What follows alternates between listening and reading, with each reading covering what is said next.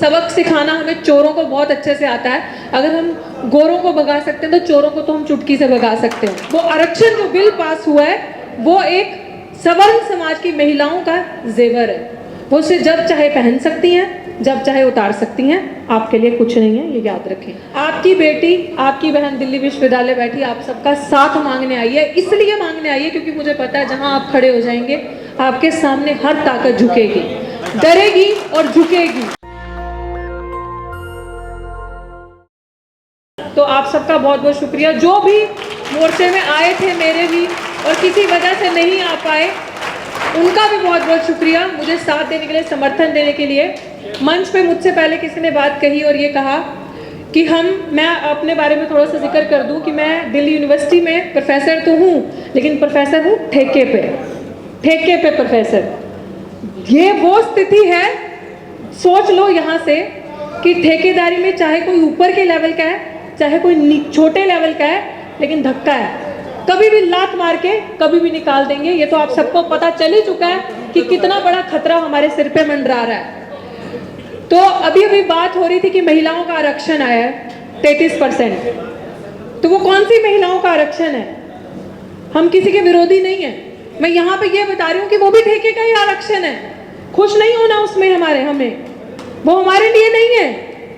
वो आरक्षण जो आया है, शायद आपको एडवोकेट भानु प्रताप जी बहुत अच्छे से बता पाएंगे, जो जितनी की मुझे समझ है, जो कि मैंने देखा है। कहीं पे भी अगर आप गरीब किसी भी समाज के हों, किसी भी समाज की महिला, गरीब की बात कर रही हूँ, और अगर आप बहुजन महिला हैं जो दलित आदिवासी पिछड़े वर्ग से आती हैं, जिनके ऊपर दोहरी मार है, डबल थ्रेट है, तो वो आरक्षण आपके लिए नहीं है।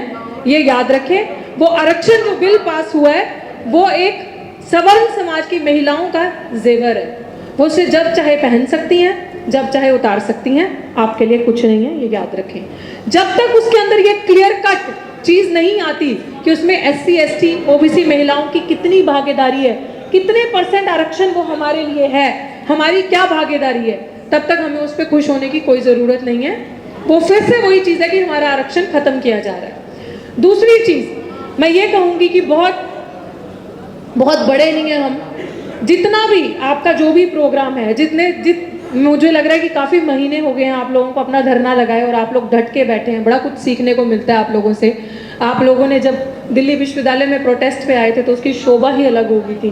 वो इतना पावरफुल और इतना अलग मूवमेंट का आप लोगों ने वो प्रोटेस्ट कर दिया था कि उसके अंदर जो आप ताकत भर रहे हैं, मैं समझ सकती हूँ कि जिसके ऐसे नेता हों, DC कपिल जी जैसे, तो जो उनकी फॉलोअर्स हैं वो कितने दम वाले होंगे और उनके अंदर कितना दम होगा।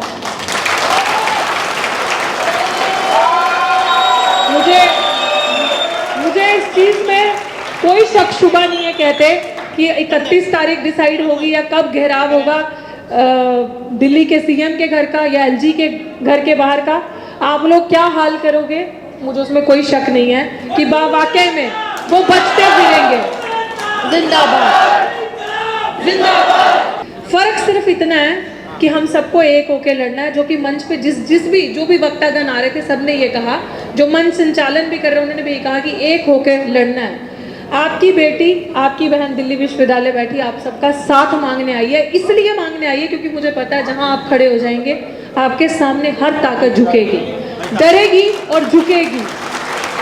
ये वही ठेकेदारी प्रथा से मैं भी जूझ रही हूँ जिससे आप लोग जूझ रहे हैं। मैं आप सबके सामने हाथ जोड़कर, हिम्मत करिए, आपकी बहुजन बेटी ने उस जगह बैठी है जो जातिवादियों का अखाड़ा है, नफरत का अखाड़ा है, जो जगह आप सबका साथ मांगने भी आई हूँ और साथ देने भी आई हूँ। मिशन सेव कॉन्स्टिट्यूशन की तरफ से हूँ। मिशन सेव कॉन्स्टिट्यूशन के नेशनल कन्वीनर एडवोकेट महमूद प्राचा जी किसी भी, मुझे लगता है कि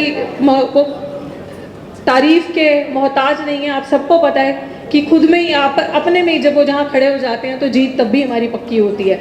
और उन्हीं की वजह से भी मेरी लड़ाई इतनी मजबूत हुई है। एडवोकेट भानु प्रताप जी जैसे व्यक्ति, DC कपिल जी जैसे और महमूद प्राचा जी जैसे, जहाँ मुझे लग रहा है कि ये जब शख्सियतें हमारे साथ हैं, हम आधी लड़ाई तो जीत चुके ही हैं। लेकिन आप लोगों को देख के मैं यही कहना चाहती हूँ, मेरी हाथ जोड़ के विनती है। लोग मुझसे ये चीज़ पूछते हैं, आज 24 दिन हो गए धरने पे, मीडिया वाले ये बैठे हैं, ये लोग पूछते हैं कब तक बैठेंगी आप। तो मैं इन्हें ये कहती हूँ कि ये सवाल मुझसे मत कीजिए मैं कब तक बैठूंगी। फिर कोई मुझसे पूछता है इतना बड़ा धरना है, चंद्रशेखर साहब तो आए नहीं। तो मैंने उन्हें आगे से जवाब दिया कि मैं जाट नहीं हूँ, अगर मैं जाट होती तो शायद चंद्रशेखर साहब भी आ जाते। दुर्भाग्य से मैं दलित हूँ। अगर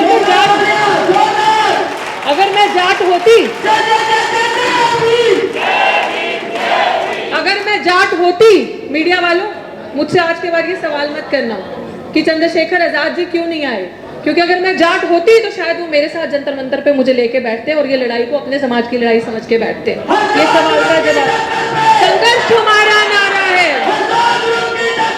संघर्ष हमारा नारा है। मुझे किसी से उम्मीद नहीं है कोई क्या कर रहा है, कहाँ जा रहा है। मुझे जो समाज मेरा यहाँ बैठा है, जो महिलाएं, जो आप लोग यहाँ बैठे हो, मैं आप लोगों से हाथ जोड़कर ज़्यादा वक्त नहीं लूँगी, बस रिक्वेस्ट करती हूँ कि जितना भी दिन में अगर आपको थोड़ा भी टाइम मिले आप आएँ। वो भी लड़ाई ठेकेदारी के विरुद्ध ही है और ये भी, आपको जब भी वक्त मिले आप अपनी बहन को मजबूत करना है। मुझे शौक है,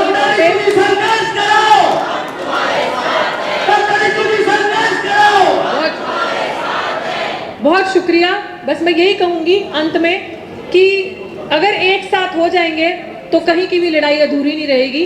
सबक सिखाना हमें चोरों को बहुत अच्छे से आता है। अगर हम गोरों को भगा सकते हैं तो चोरों को तो हम चुटकी से भगा सकते हैं। तो आप सबका साथ चाहिए, जब भी आपको वक्त मिले ज़रूर आएँ। वो लड़ाई अगर 24 दिन हो गए तो मुझे लगता है अगर आप आ जाएंगे सही मायने में तो 24 घंटे नहीं लगेंगे हमारी मांग पूरी होने में और उन्हें भगाने में।